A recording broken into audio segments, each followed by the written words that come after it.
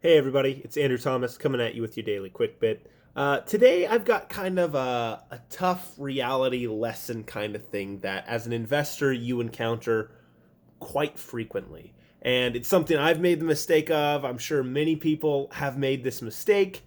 Uh, and the reality is when it comes to this mistake, you kind of just have to eat it.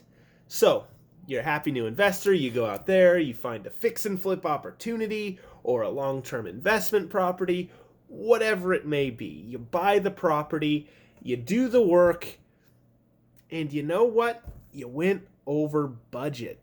The price, it's just too high. And frankly, you're gonna lose out on this property when you go to sell it.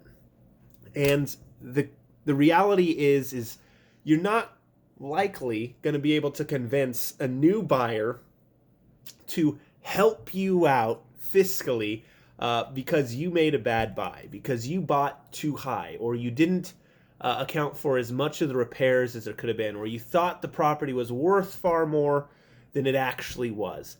And you're put in this situation where, buyers are going to come up and they're going to give you their offer, and you can't fault a buyer for their price, for their offer. And they're going to have to deal with their own consequences, being that if they have too stringent of criteria, they're likely not finding any deals at all.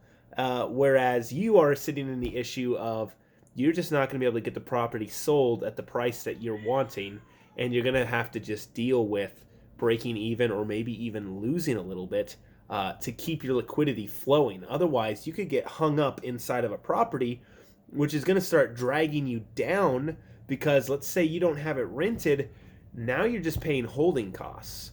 And if that's a fix and flip, you got to just let it go.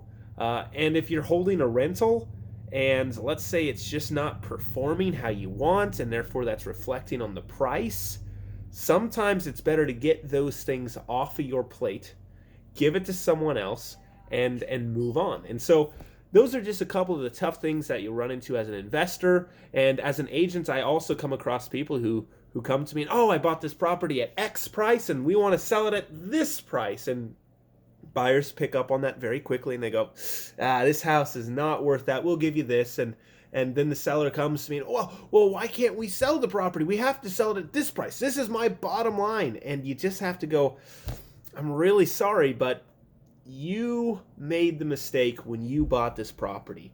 And I know your bottom line is this because you don't want to lose money. But the stark reality is this property is a boat anchor on your life. It's eating you up, and you're not going to be able to sell it for what you want because you messed up. And so I don't want to repeat this too much, but I think it's a very valuable lesson. And sometimes, and it's hard, but you got to take the small loss on the sale as opposed to the dragging, grinding death of hanging onto a property far, far, far too long. So that's just my little bit today. Be with you guys tomorrow. Something to think about, and I'll talk to you then. Thanks so much. Bye.